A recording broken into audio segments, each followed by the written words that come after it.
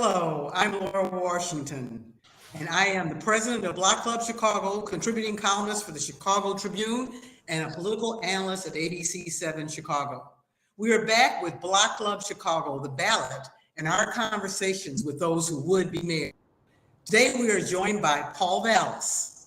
Paul Vallas is the former CEO for the Chicago Public Schools, and he has spent most of his career working in education. He has worked with public school systems in New Orleans, Philadelphia, and Connecticut, and he's also served as an education and management consultant. In the 2023 mayoral campaign, he has promised to offer parents 100% choice and let them send their children to any school of their choosing. He is also focused on public safety and crime reduction. He has received an endorsement from the Fraternal Order of Police, the city's biggest police union, and he's previously worked with the union during its most recent contract negotiations. Paul Vallas previously ran for mayor in 2019, but he did not make the runoff. He's unsuccessfully ran for governor in 2022, and more recently for lieutenant governor with Governor Pat Quinn. Paul Vallas has a strong showing in most recent polls, and he's been endorsed by the Chicago Tribune. He has also faced some controversy, most recently over questions about his residency.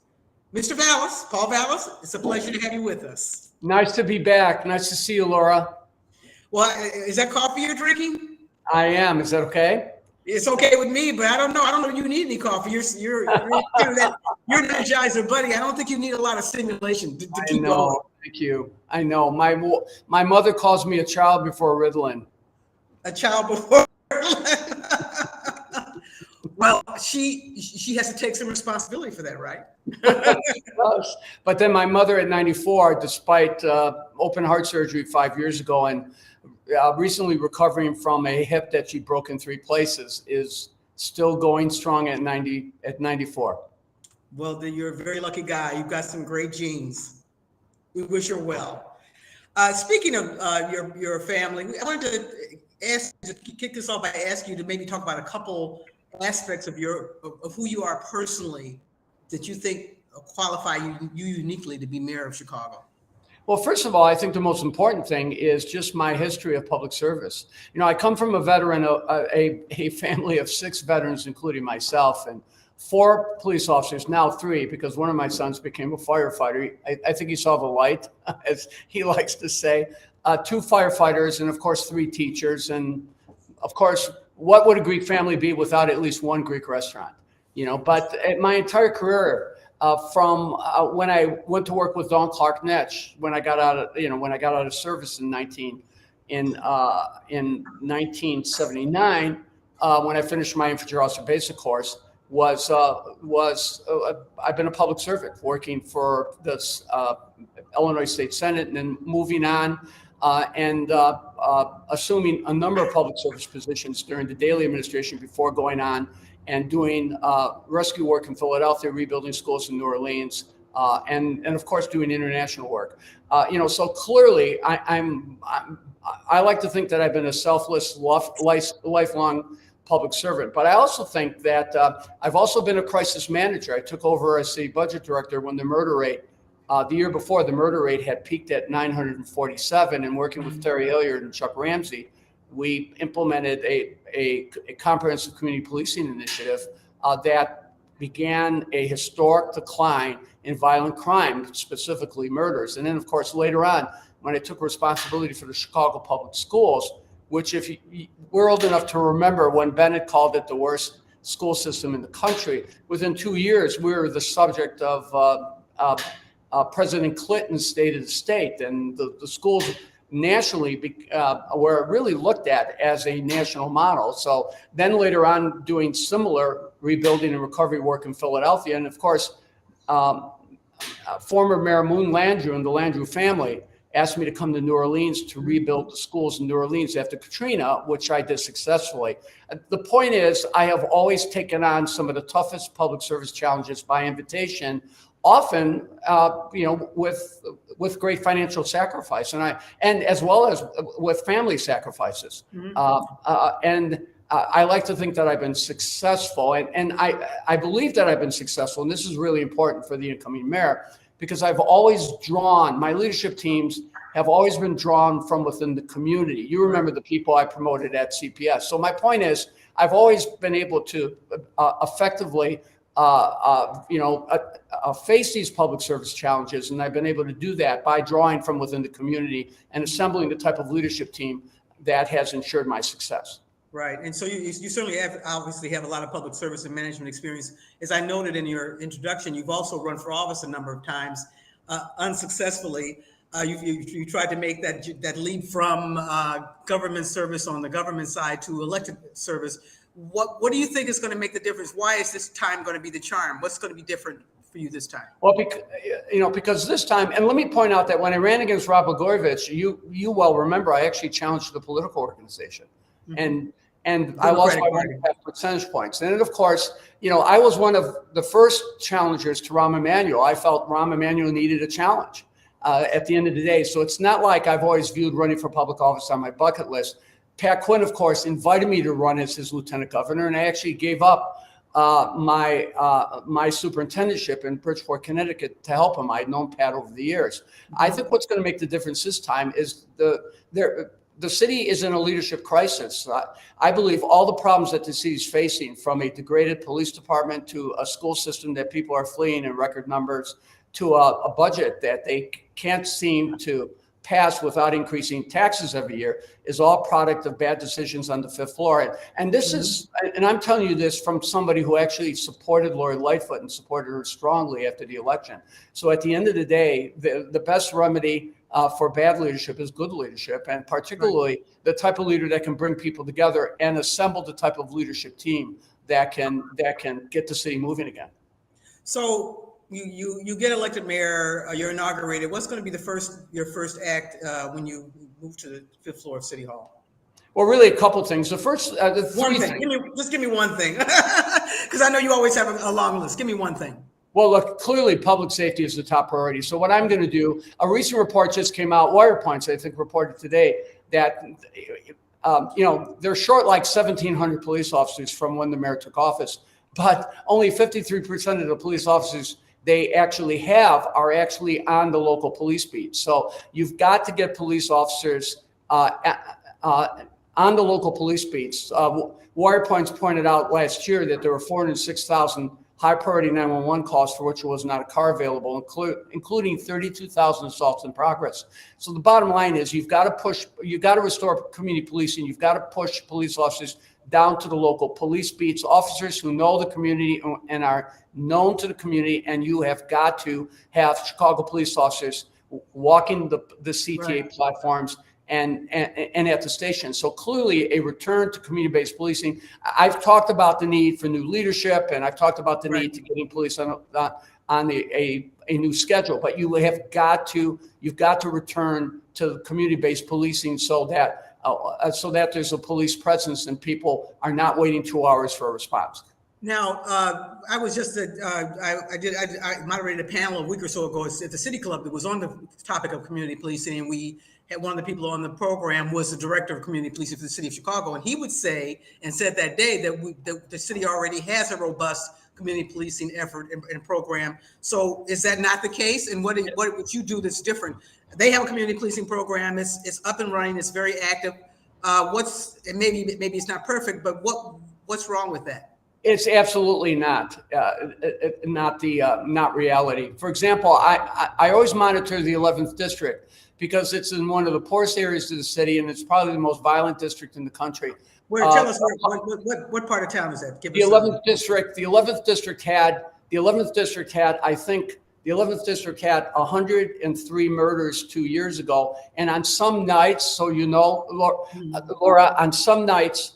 Last week, I think they had only half the police beats covered by cars, and they had and one night a couple weeks ago they didn't even have a sergeant on duty. The problem is what they're doing is, even with the diminished size of the police department, Chicago still has a per capita police strength level that is pretty competitive with other cities, but those police officers are not being deployed to the local districts. Most districts have lost between anywhere between 20 to 30% of their police officers. So I think the problem is Brown and his leadership team.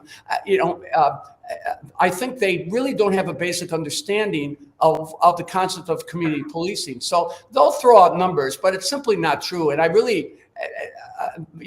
I invite people to actually look at the Inspector General's website, because the Inspector General reports on police strength, and the Inspector General documents police strength by police district. And it's just not the 11th district, it's the 1st district, it's the 18th district. Those are the districts that are downtown. They simply have diminished police strength. So are you, so it's about putting more officers on the streets. Are you committed to bringing more officers onto the force? We have all these, you mentioned we have all these vacancies. Are you going to, how many of those vacancies are you going to fill? And what else are you going to do to increase the actual number of police officers on the street? Yeah, well, a couple of things. There's about 1,100 police vacancies, and those vacancies need to be filled. Plus, I want to get rid of the privatized CTA security. Let's face it, they don't make arrests. They're minimum wage. They don't do anything to secure. And that $100 million would hire another 300 police. Now, people will say, well, how can you fill those vacancies so fast? Let me tell you how you can do it. First of all, by encouraging police not to leave. I got involved in the collective bargaining agreement negotiations by the invitation of cops. It was based on two conditions. Number one, the FOP had to accept all the accountability provisions that the sergeant's contract had included that were being demanded by reformers. People had done editorials. You may have even done an editorial on the accountability stuff too. Number two, that they couldn't pay me. I could never accept any money because I didn't want them to question my motivations. The point that I want to say is we got them an 8-year contract. Probably 2,000 police officers eligible for retirement probably would have left. But I believe that when I come in and I appoint a new leadership team from within, and I return them to a normal schedule, and I push the cops down to local beats and stop moving them around all over the city, I believe that I'm going to be able to significantly slow the exodus. I'm going to ask officers to stay. But then I'm going to do a couple other things. The second thing I'm going to do is I'm going to invite officers who have transferred to other districts, police districts, to return with no loss in seniority. I know there's hundreds who would, and I will invite police officers who recently retired to also return. And I know there are hundreds who would return. So I'm going to very quickly be able to increase the ranks with veteran, seasoned, accomplished officers. The great thing, though, which you'll appreciate, is when we hire back, we'll get to select who we're hiring back. We'll get to look at track records. We'll get to look at time and grade. You see what I mean? Right. So that's going to give us an opportunity. So I'm confident that I'm going to be able to increase the ranks so we can restore community policing. Okay. And as you mentioned, you have worked closely with the FOP. You helped them get their most recent contract. The FOP has in the past been critical of many measures that have been put in place for police accountability, for police reform. They've been very critical of City Hall. What do you say to voters who are concerned that you'll be maybe a little bit too pro-police, that you will not be as sensitive to community issues, and that you'll be taking marching orders from the FOP? They're giving you money, they're giving you support. You're obviously familiar with them. Laura, they haven't given me any money, and I've refused to accept any money for doing the work on the contract. They haven't given you any campaign contributions? I've refused any donations. I basically said, if you want to put the money in the health and welfare fund for police widows, police veterans, and I know they donated the salary they were going to pay me for the contract to a children's charity. So the bottom line is I refuse to take any financial support for them. I believe, because I have the support of the rank and file, that the FOP leadership, whoever it is, because as you know, the current president he's in a tough re-election fight, and I don't get involved in local, whether it's Stacey Davis Gates or as John Kitson, I just don't get involved in those local. But you have worked closely with Catanzara and he is, and you're right, he's in a fight right now, but you have worked closely with him, correct? Well, as I've worked closely with the city's chief negotiator, Jim Franczyk, who negotiated all my police and school district contracts.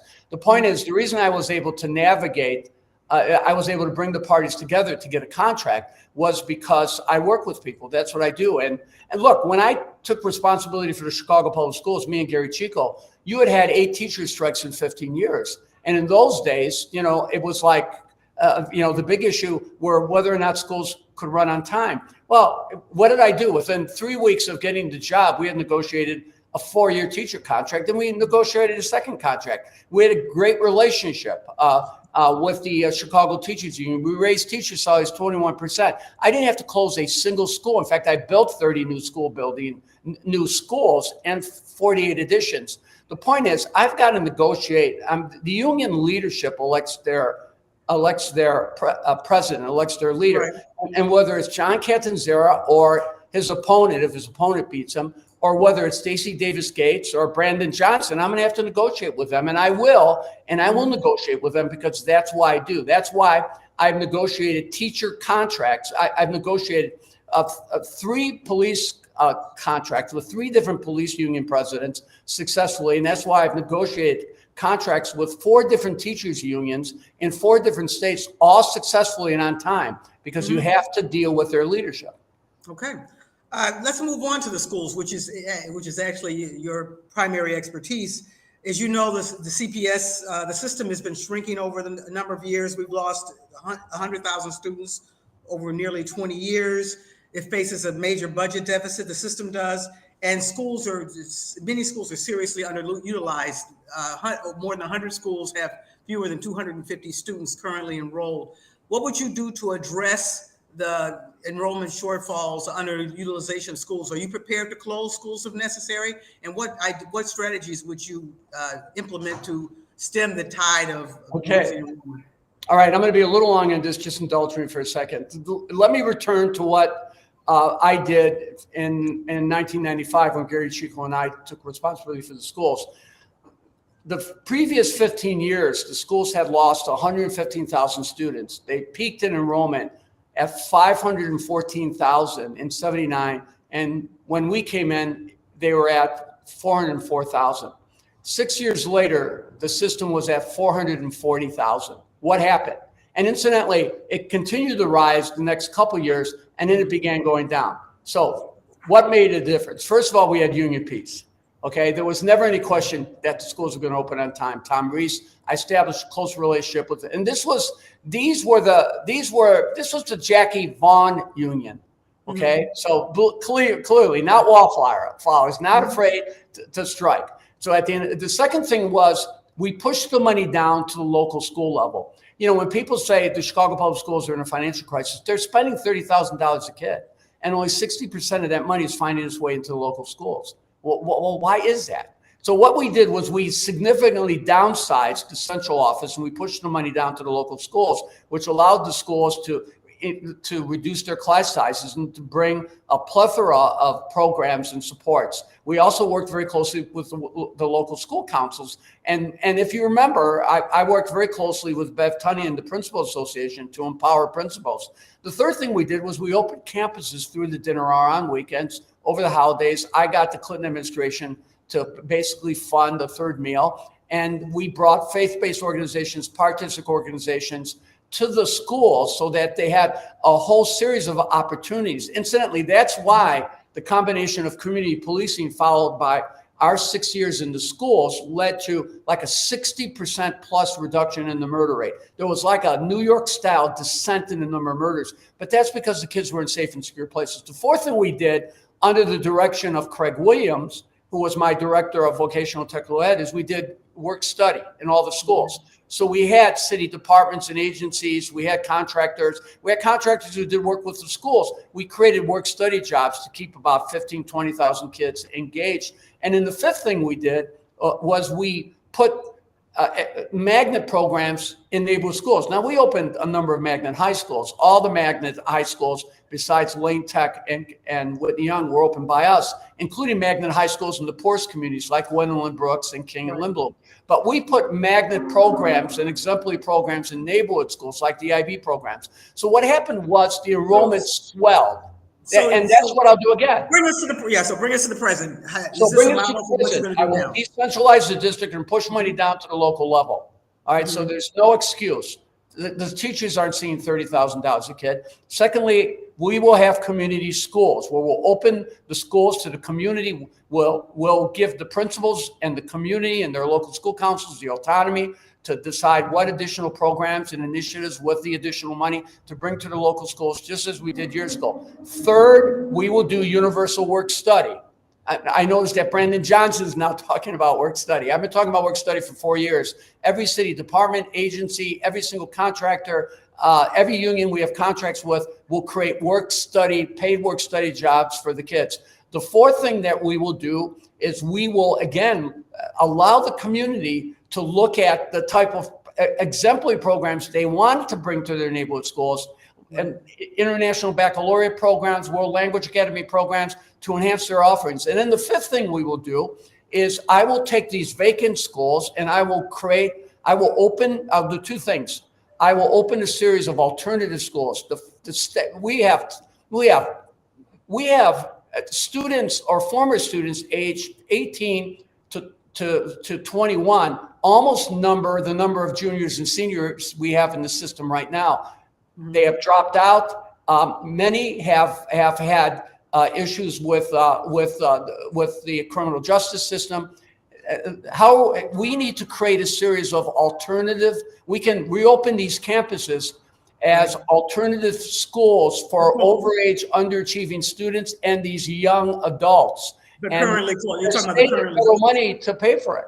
Okay. The currently closed schools. What about in the future? Are you prepared to close additional schools if necessary?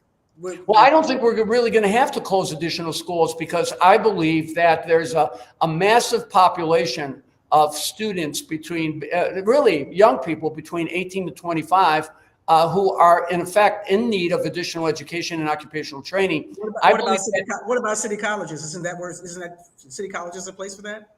Well, first of all, these individuals can't get into the city colleges because most of them are not even high school graduates.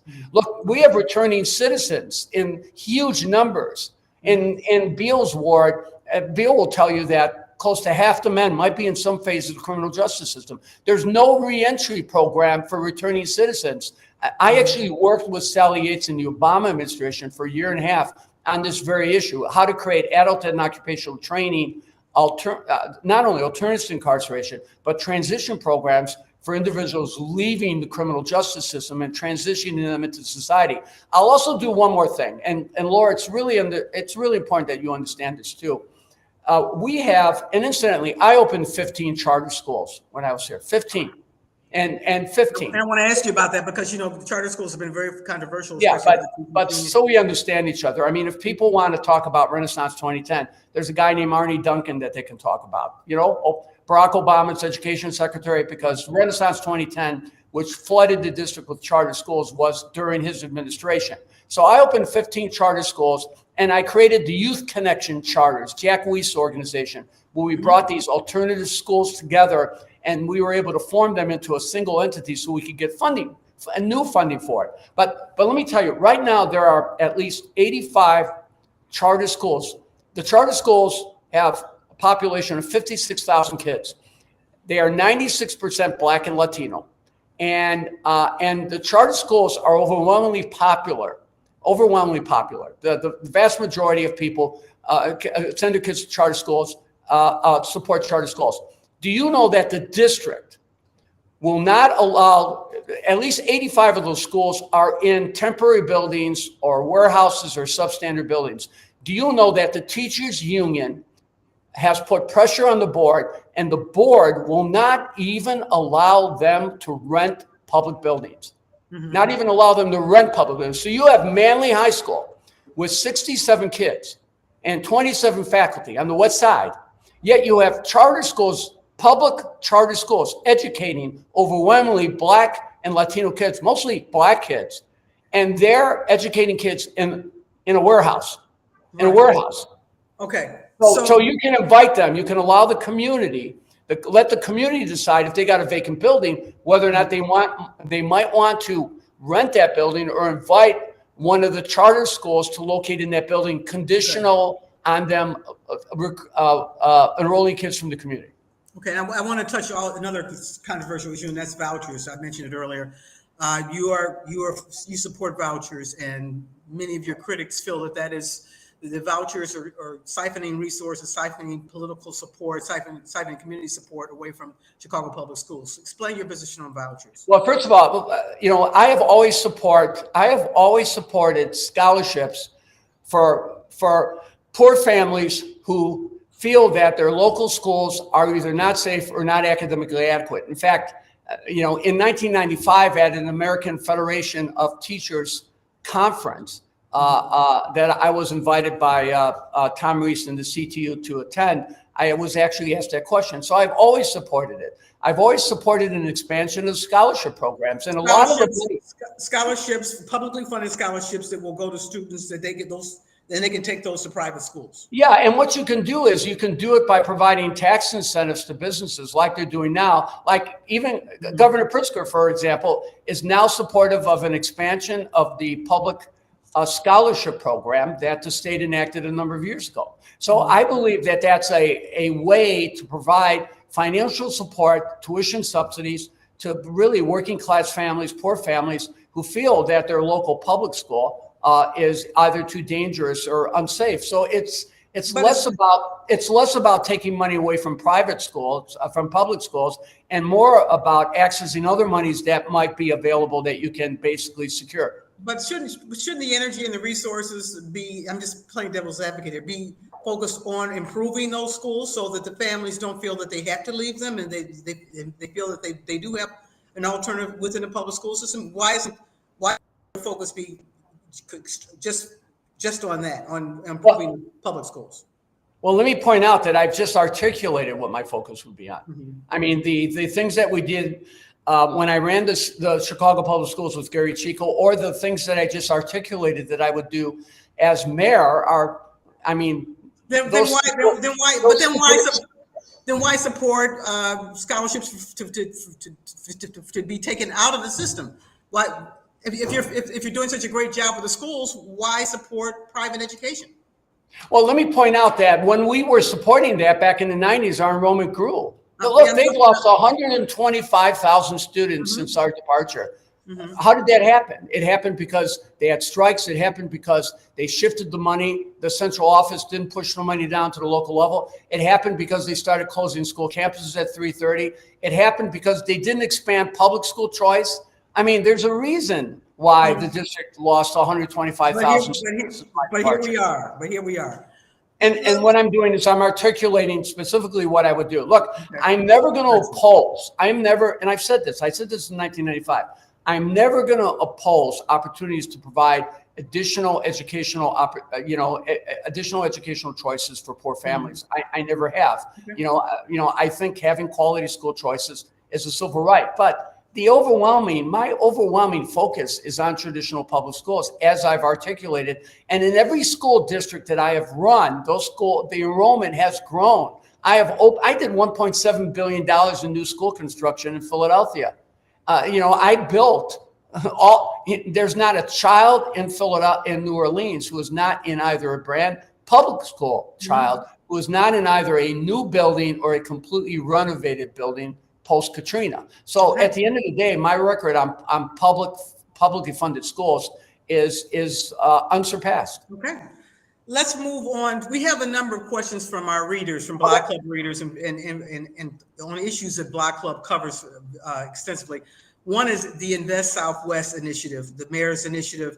So some folks are unhappy with the decision-making process for Invest Southwest, because they feel that the city promised levels of community engagement, of participation, and did not follow through on that. How would you work to ensure that future projects that are picked are the ones the neighbors have been consulted on and are most engaged in?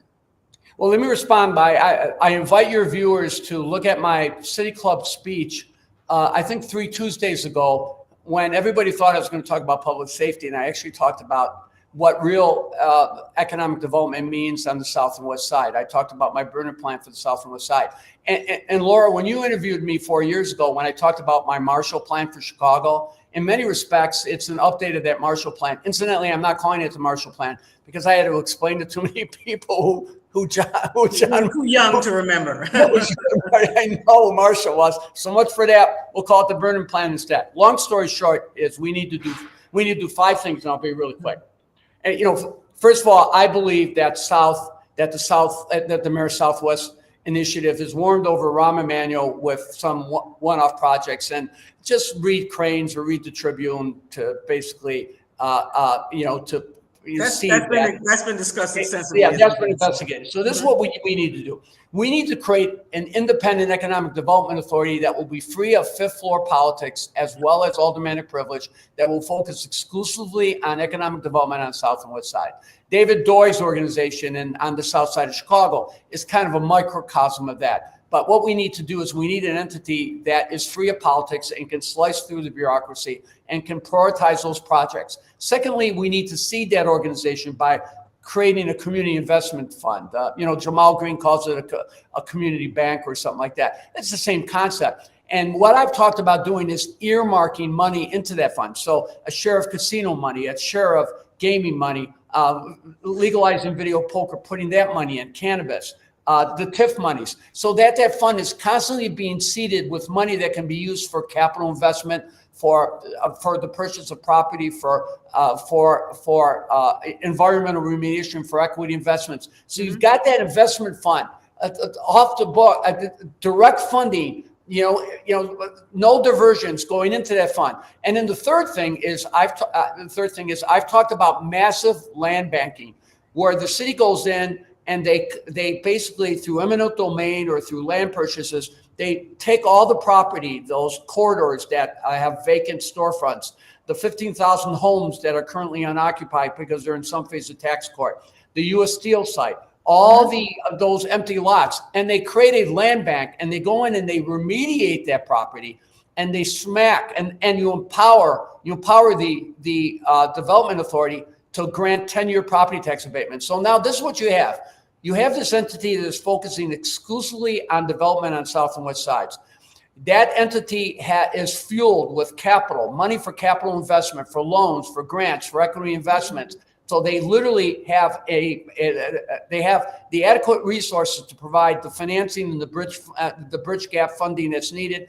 And then they have land, remediated land, clean land that they can offer 10-year property tax abatement for. That creates the conditions for economic development. Now, I'll tell you what you have to do, though, is the focus has got to be on taking this property, restoring it ultimately to the tax rolls, but taking this property, developing it with the premium being focused on local ownership and wealth accumulation. Because the reason we don't have development on the west and south side, besides the fact that there's no one who's ever really prioritized it, or they've never really, over a long period of time, earmarked money for the south side. Well, the mayor would disagree with you. She has prioritized it. No, she hasn't. She hasn't. Look, but anyway, so yeah, so it we has can been debate that prioritized. forever, but she hasn't. And when I'm talking about doing something on a much more massive scale, also we can do 2 other things, Laura. If you can just indulge me for a second. Quickly, because we have. The fourth thing we could do is we could take the $28 billion in annual spending that the mayor controls, and we can prioritize those businesses that we're investing in when it comes to contracts, when it comes to purchasing.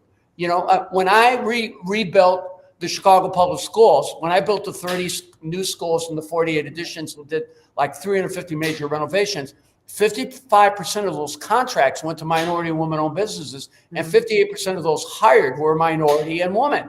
So the bottom line is, what if we applied that to the $28 billion budget? So what we can do with these new businesses is we can prioritize them.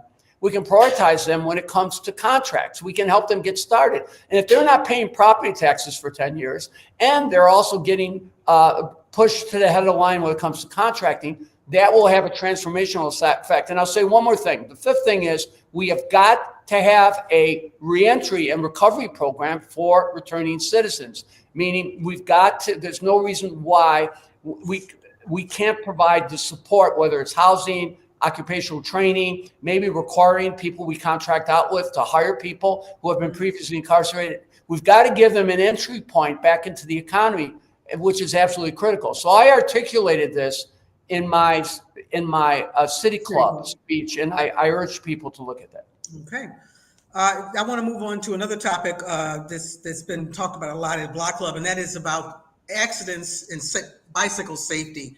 As you know, there's been a series of tragic incidents involving bicyclists in the last several years, with cars blocking bike lanes or hitting cyclists in the roadway. What is your strategy for improving bicycle safety if you're elected, and specifically, what would you do to make the roadways safer for both bicyclists and pedestrians? Well, there's a real simple solution. As you well know, I like to think that I thought about everything. But if I have one strength, is knowing what I don't know and going out and finding somebody who knows what I don't know and then listening to them and bringing things to scale. I've attended the forums. I've talked to the groups that are advocating for this. I'll tell you what I will do is I will listen to the advocates and I will look at their plan. They've laid out a whole, there are actually a series of comprehensive plans that have come out, and there's been a lot of initiatives moving in this direction. But look, I am for making this a bike-friendly city. I'm also for making the type of investments in the communities that can also help seniors. And there's problems with street safety when it comes to people who are visually impaired and things like that. I am committed to making this the most eco-friendly, bike-friendly city in the country. But I'm going to need to be guided on this. So what I told the groups when we've had discussions is I'm going to defer to you. You tell me what the best plan is, and I will do what I believe no one else has the capability of doing. I will bring it to scale, because that's, when I went down to New Orleans, everybody thinks that the vision for New Orleans was my vision. It was actually Moon Landrieu's vision. It was Mary Landrieu's vision. It was Mitch Landrieu's vision.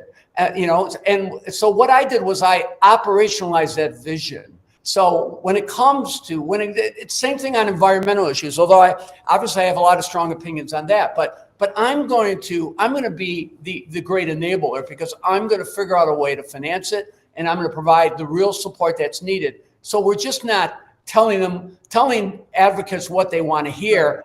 They can have confidence that I'll bring it to scale. So you'll bring together the advocates, the experts, Absolutely. consult with them, educate yourself about it, and then execute the plan that they recommend. Okay. Absolutely. So another issue is the proliferation of vacant properties all over the city, and this is a question that comes from the group Rage Inglewood, and they're concerned because in Greater Inglewood they have over 600 abandoned and vacant residential and commercial properties. They want to know what you will do in the first 180 days of your administration to address the hyper vacancies of properties, not only in Inglewood, but in other communities where this is a big problem.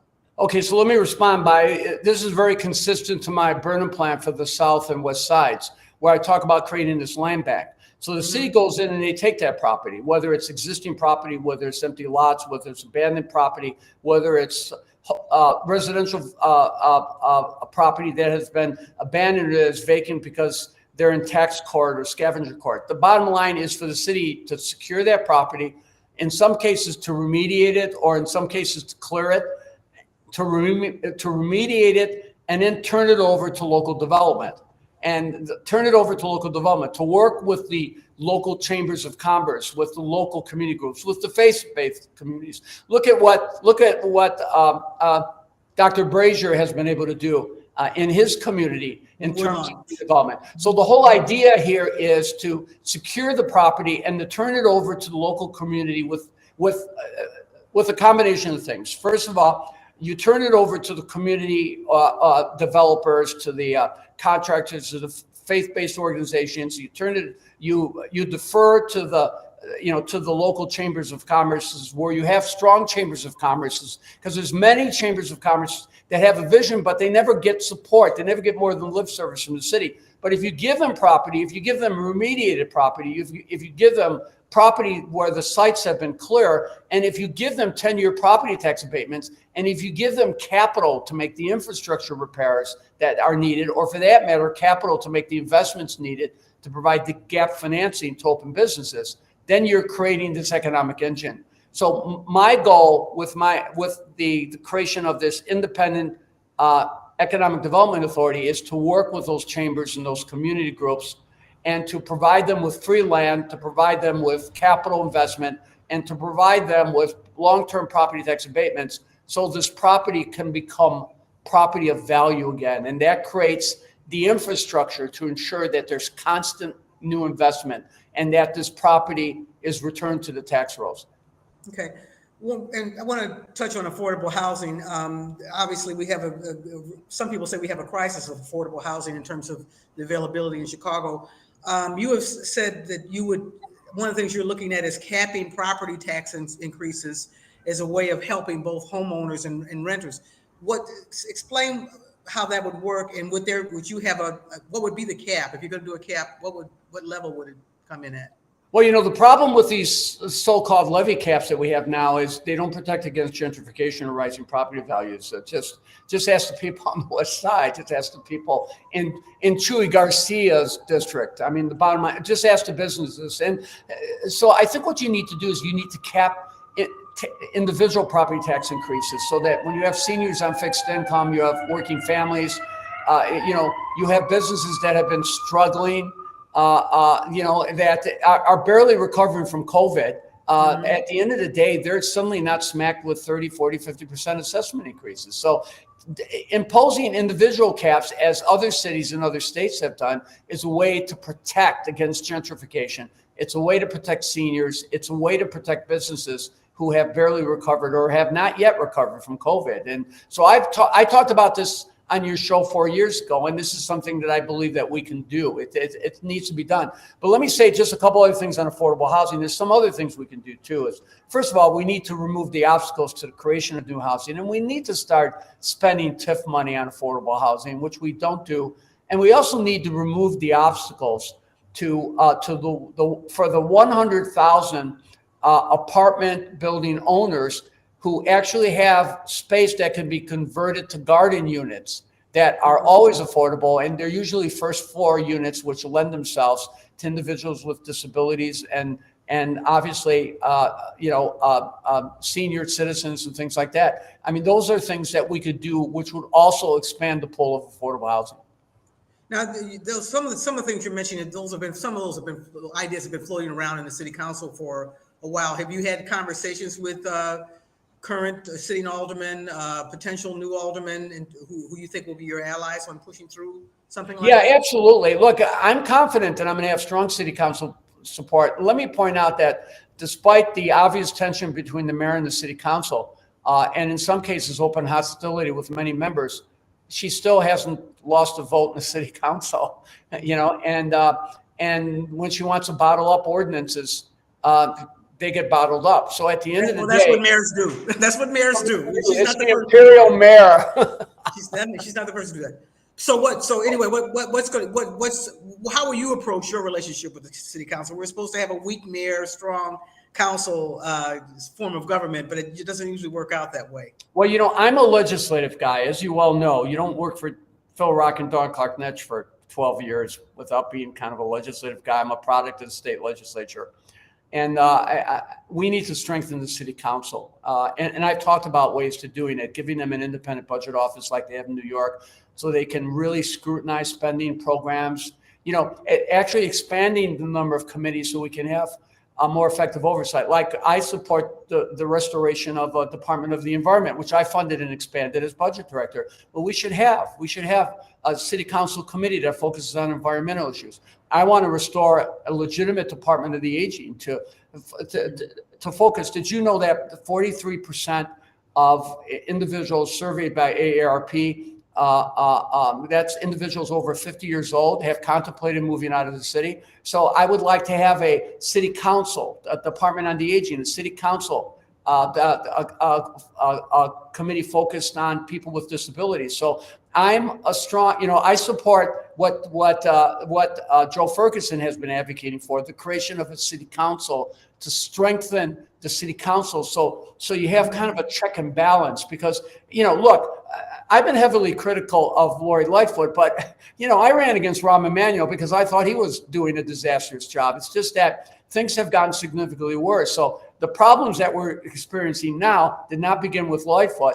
And at the end of the day, all the mayors have been imperial as far back, with the exception of Harold Washington, who really struggled with the city council for all the obvious reasons, and no fault of his own in those days. But the bottom line is we've got to restore the balance. We've got to restore the balance between the city council and the mayor. You need a city council that has the capacity for independent thought and that can hold the mayor accountable. And I'm for that. I support that. Now, you mentioned the mayor. You've been very critical of the mayor. Can you share one or two things you think the mayor has done well or has done right? Yeah, let me go through a host of things. I think she has really struggled. Oh, sorry about that. Yeah, believe it or not, look, let me just say a couple things. Look, I supported her when she really dug in hard against the Chicago Teachers Union when they struck unnecessarily. I mean, she offered them the richest contract in history and they still struck. And look, I'm sorry. Look, there was no one more helpful on the COVID issues through what I was posting and the panels I talked about and how to protect your schools, how to do COVID mitigations. I was finance chair of Sean Penn's organization. We've done 2.7 million vaccinations across the country, including we have vaccination sites in Chicago. So my point is, I think that she was really on the side of the children in digging in with the Chicago Teachers Union and trying to get schools reopened. And I always defended her and gave her credit on that. That's number one. Number two, I think she has made an effort to prioritize the South and West sides. I just think that the execution has been disastrous. But the bottom line is, I believe that it's organic to who she is. And I don't think it's been designed for politics. It's been designed because she really believes in that. I just think the execution has been an absolute disaster, and I don't think it's gone far enough. But clearly, she has gone beyond Rahm Emanuel. So I will give her credit for that. So I think on those two things, I certainly have to acknowledge that she has been doing the right thing, and she's been at least attempting to get things done. Okay. Now, there's a number of other things, especially things that have been breaking in the news over the last week or so that our readers have been asking me to ask you about. One of them is the most recent issue, controversy is around your residency.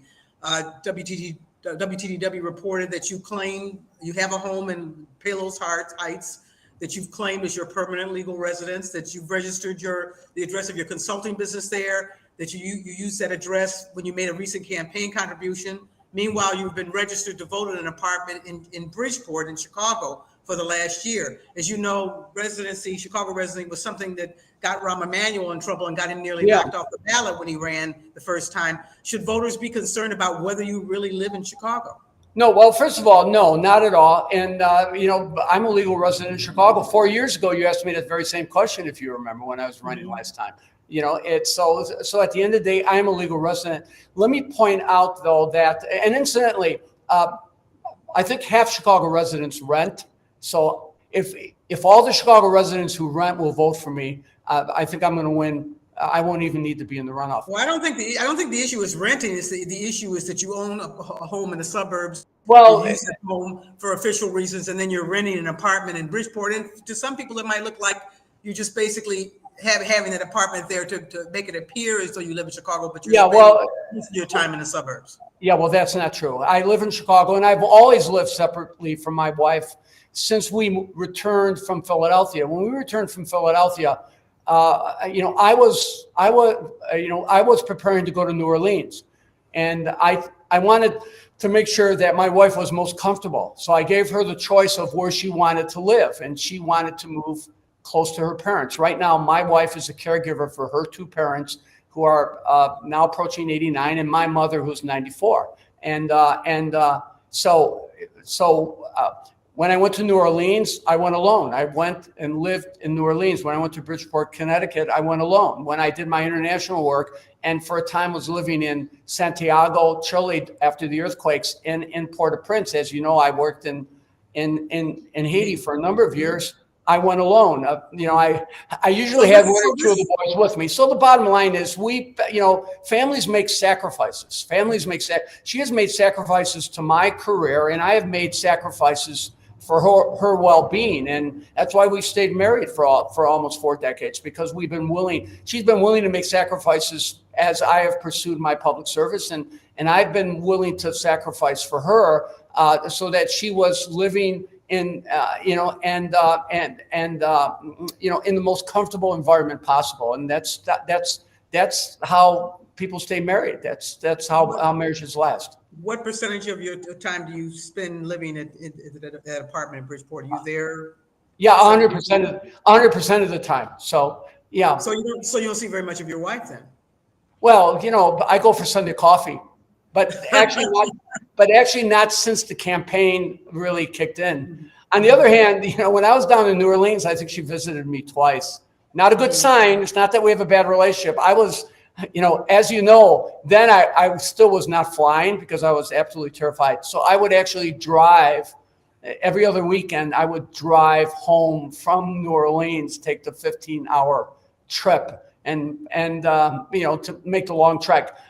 You know, obviously from Haiti, we weren't able to do much commuting. So you know, but the bottom line is, I'm in that apartment all the time. I live in that apartment just as I did, you know, when I ran 4 years ago. Okay. Now, another controversy is about your son Gus, who was involved in a shooting in San Antonio. A young man was shot to death. A black man. He was involved in a foot chase around that incident.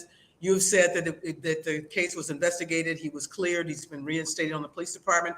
But people are concerned because there's been a lot of controversy, as you know, around foot chases right here in Chicago and the way they've been handled. So explain what happened with your son and what is your position on Chicago's current foot chase policy in the police department? Yeah, well, look, you know, let me point out that, you know, that the shooting that occurred, or any shooting, is tragic and unfortunate. But, you know, my son's a tactical officer with San Antonio. He puts his neck on the line every day. And incidentally, there were 3 officers, and 2 of the officers were minority officers. I just want to point that out. But the bottom line is, and they were all cleared and they were all returned to duty. So, you know, look, I've got 2 sons who are veterans. My oldest son runs into burning buildings in Englewood. He's been injured twice in the job already. He was a combat veteran. You know, I mean, they take risks every day. You know, I never know when I'm going to get a call that my one son was caught in a shooting and this time he was a victim, or for that matter, my son runs into a building house that he perhaps doesn't get out of. I mean, it's always a threat. You know, I also have 2 boys that have seen trauma in their own lives. I mean, my son in San Antonio knows 3 officers who committed suicide this year, including 2 who he knew personally, who left children behind. My other son is a combat veteran who had his roommate commit suicide when they came back from Afghanistan, and he had to deal with that. So my boys have always put their necks on the line, just as my wife did when she was a police officer, just as my father's sole sibling did when he was a 36-year Chicago police officer veteran. And you come from a proud police family, but I want to get to the position of your foot chase position. What's your view on our current policy on foot chases? Well, you know, the problem with the foot chase position now is basically police officers aren't going to chase, because the requirements for chasing someone are so cumbersome. No officer would dare chase. You know, because if you don't check one of the 15 boxes or so, you could be held liable or you could be punished. And then there's a whole checklist of when you should disengage. So it's so complicated that no one's chasing anybody. And the bottom line is, look, arrests are down 76%. 76% since 2019, despite the fact that there's been a dramatic increase in violent crime since 2019. You've got 400,000 high priority 911 calls not being responded to. I mean, people are terrified, not only in the poorest communities, but even in some of the more affluent communities. So the police have got to look. You've got to have rules of engagement, and you've got to have rules that need to be followed when it comes to foot patrols. But if you ask, if you or any of your listeners go out and ask a police officer right now whether or not they feel that they can chase if somebody's committing a serious crime, or if they feel that they're being supportive, or they feel that they're going to be proactive, or they're going to be punished for being proactive, for being responsive, they will tell you They will tell you that they don't, which is why they're sitting in the cars, which is why they're not enforcing the law, and which is why we continue to have a violent increase, a significant increase in violent crime. So what will you do about that? What I'll do, first of all, is I'll restore proactive policing. I'll make sure that there are reasonable rules when it comes to foot chasing. There's going to be rules and guidelines regarding. You would revamp the policy. Yeah, it needs to be revamped. I'm not saying that there should be a foot chase policy. I'm just saying make sure that it's realistic.